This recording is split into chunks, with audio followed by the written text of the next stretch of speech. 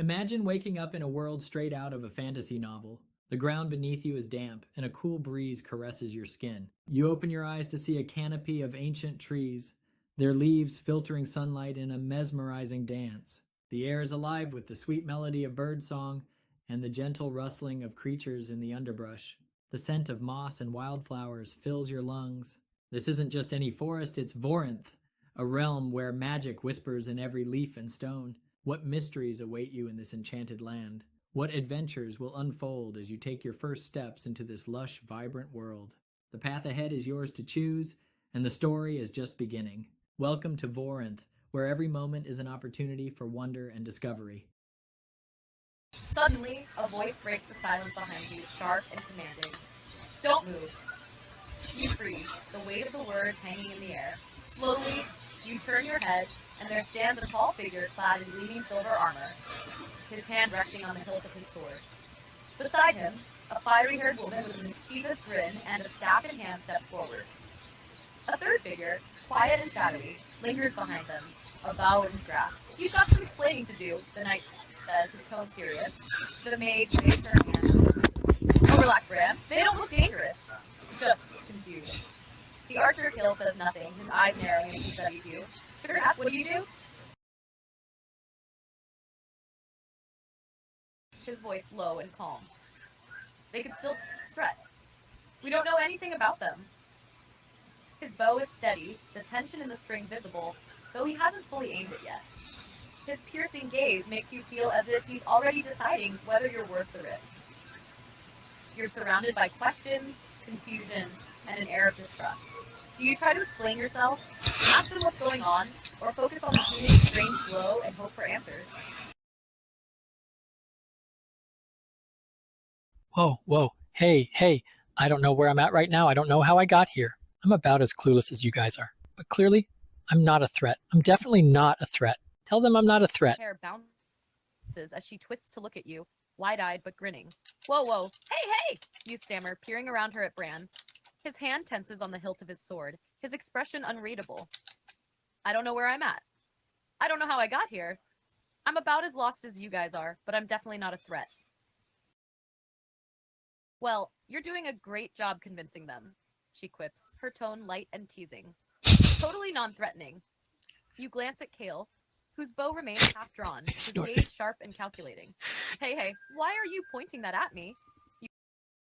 Hey, why are you pointing that at me? I don't mean to use you as a human shield, but you seem to know these guys. So can you help me out here a little bit? You yell, ducking fully behind Alira again. Leaning closer to her ear, you lower your voice. I don't mean to use you as a human shield, you murmur. But you seem to know these guys. Can you help me out here a little bit? Alira laughs, her tone light and easy. Oh, you're hilarious, she says, patting your hand on her shoulder. Don't worry, I've got you. She turns to Bran and Kale, waving her free hand. All right, everyone, weapons down. They're harmless. Probably just confused and out of their depth. And by the looks of it, very out of their depth. Bran doesn't look convinced, his jaw tightening. They could be lying, he says, his voice low and guarded. Kale doesn't lower his bow, though he doesn't raise it further. Trusting them without knowing more is reckless. Ah, you two are impossible, Alira groans, then glances over her shoulder at you. Okay, mystery stranger. You heard them. Care to share anything that proves you're not secretly here to murder us? The tension is palpable, but Alira's relaxed demeanor offers a sliver of hope. How do you respond? I start to reach in my pockets and start pulling out everything in my pockets. Can you tell me what's in them? You fumble through your pockets, your fingers brushing against objects that feel both familiar and completely foreign. As you pull out each item, you take stock of what you're carrying. 1. A small, smooth stone. It's warm to the touch, with faint etchings that glow dimly when you hold it. You have no memory of how it got there, but it feels important. 2. A crumpled candy wrapper. The sight of it is oddly comforting, a tiny relic of wherever you came from. The brand is unrecognizable, but the scent of something sweet still lingers. 3. A piece of paper. It's folded tightly, and when you open it, the writing is an unreadable script, elegant yet incomprehensible. Strange symbols seem to shift subtly as you stare at them. 4. A strange key. The key is ornate, with an intricate design that resembles a swirling galaxy. It has no markings to indicate what it might open. 5. A single coin. The coin is heavy, made of a material that shimmers between silver and gold. One side bears a crescent moon, and the other has a strange crest you don't recognize. 6. A button. Completely ordinary and slightly dusty, it looks like it might have fallen off your clothes at some point. You're not even sure why it's in your pocket. Alira raises an eyebrow as you empty your pockets. Wow, okay, that's a lot to unpack. Bran eyes the glowing stone suspiciously. What is that? He asks, his tone sharp. Kale narrows his eyes at the key. And what's that supposed to open? He mutters, clearly not trusting any of it. Alira, however, snatches the piece of paper from your hand and squints at the shifting script. Oh, this is interesting. Do you know what this says?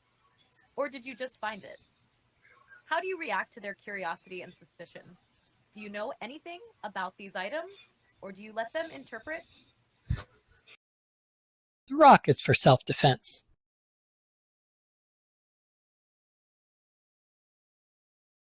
The key is for Lyra's heart. And the note is obviously explaining why I'm here.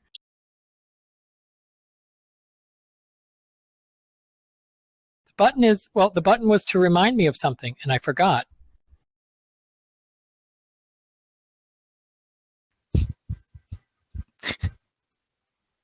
Alira bursts out laughing at your explanation, nearly doubling over. The key is for my heart? Oh, that's rich, she says, grinning at you. You're quick on your feet. I'll give you that. Bran's expression doesn't change. He's clearly not amused. Self-defense, you say?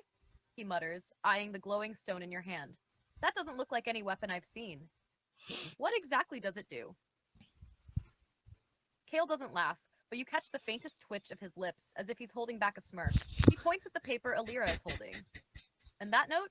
You think it's explaining why you're here? Care to read it, then? You glance at the button in your palm, feeling a pang of frustration. The button was to remind me of something, but I forgot what. Alira snorts. Well, you're consistent, at least. Forgetting important stuff seems like your thing. She waves the note in front of you, the shifting script shimmering faintly. You seriously can't read this? It's moving. Yeah, but it's not that hard. Or is it one of those secret destined one things? Bran sighs heavily, his patience clearly wearing thin. Enough games. Either they explain properly, or we take them to the village elder. Let them decide what to do. The tension rises again. You have the items in your hand. Their curiosity mixed with skepticism. Do you try to make something up about the objects? Or do you let the group decide your fate? Elder sounds cool. What's the other option? Like, get stabbed. Alira laughs again, her grin growing wider. Oh, I like this one, she says, tossing the note back to you. They've got a point. Elder sounds way better than, pointy things. Bran glares at her but reluctantly nods. Fine, we'll take them to the elder, but if anything suspicious happens... Yeah, Alira interrupts, waving him off. We get it, Bran. You'll do the whole nightly chopping thing. Big, scary man with a sword. Kale finally lowers his bow, though his gaze remains sharp. Let's not waste time. The elder might know what's going on. Alira turns to you, her eyes sparkling with curiosity. All right, mystery stranger, you're officially under my protection. Try not to make me regret it. She nudges you lightly, her demeanor friendly despite the serious tone of the other two. Come on, let's go meet the elder. They're gonna love this. The group begins to move, with Bran leading the way, Kale lingering behind, and Alira sticking close to you. The forest around you seems alive, the trees shifting slightly as if responding to your presence. The creek's gentle sound fades into the distance as you follow the path. Alira leans in as you walk. So, she whispers, if the elder asks you what the button is for, what's your plan? Or do you want me to come up with something clever for you? She winks, clearly enjoying the chaos. Alira smirks at your trust. Oh, you've definitely picked the right person for cleverness, she says confidently. Leave it to me. The elder won't know what hit them, metaphorically speaking. As she strides ahead with a bounce in her step, you seize the moment. Glancing back at Bran and Kale, you pull down one eyelid and stick your tongue out, letting out an exaggerated blah! Bran catches the motion out of the corner of his eye and narrows his gaze. his expression somehow growing even more stern. Immature, he mutters under his breath, his armored boots clinking against the path. Kale, however, raises an eyebrow and smirks faintly, the corners of his mouth tugging upward for the briefest moment. He doesn't say anything, but the subtle amusement is clear in his eyes before he resumes his stoic demeanor. Alira glances back, noticing the slight change in the air. "What's going on back there?" she calls, grinning. "You causing trouble already?" The group trudges on, the forest growing denser and the atmosphere shifting. A faint glow appears in the distance, and Alira points ahead excitedly. "That's the Elder's Grove, not far now." The air feels charged, as if the grove ahead holds more than just answers. "What's your plan when you meet the Elder? Do you play it cool? Let Alira do the talking, or try to take the lead?" So I was whistling before she's turned around, and then As the group moves closer to the glowing grove, you begin to whistle, a casual tune that feels oddly out of place in the tension of the moment. Alira glances back at you, raising an eyebrow. "Really? Whistling? You're either the bravest or the most clueless person I've ever met." Gran grunts, clearly unimpressed. "Keep your focus. We're not here to mess around." Kale, as usual, says nothing, but you catch him subtly tilting his head, as if trying to figure out the melody you're whistling. Alira, unable to resist, joins in by tapping her staff on the ground in rhythm with your tune. "Well, if we're going to meet the Elder, might as well make it a grand entrance, right?" Bran groans audibly. "You're encouraging them." The glowing light of the grove grows brighter, the trees parting to reveal an open clearing filled with strange bioluminescent plants. In the center, sitting on a large, twisted root, as if it were a throne, is the Elder. Their age is impossible to determine. Long, silver hair cascades over their shoulders, but their face holds an ageless wisdom. Their piercing eyes lock onto you instantly, as if seeing through to your very soul. The Elder raises a hand, and the grove falls silent. "So," they say, in a voice that seems to echo through the clearing, "the stranger has arrived. Speak, child. What is it you seek?" Alira nudges you lightly. "All right, mystery stranger, your turn." Do you answer? Here's the image of the magical grove, with the Elder seated on the twisted root throne surrounded by bioluminescent plants and an ethereal glow. Take a moment to soak in the atmosphere before you decide how to respond. oh wow, okay, yeah, that is awe-inspiring. Wow, where in the hell am I right now? This is not North Carolina. This is not where what in the hell is going on? So hey, Gandalf the Great, um, can you help me? Is there any? Do you understand what any of this stuff is? I just hold out my handful of all the objects and everything. Um, just wondering if maybe you had a clue on what's going on here. The Elder's piercing gaze softens slightly at your bewildered reaction.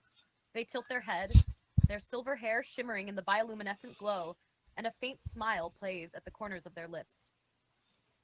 "You are far from the place you call home, child," they say, their voice resonating through the grove like a gentle wave. "This is not your North Carolina." Alira stifles a laugh behind you, whispering, "They've got jokes too." You hold out your handful of random objects, the glowing stone, the ornate key, the shifting notepaper, the coin, and the button. "Hey, Gandalf the Great," you say, your voice half pleading.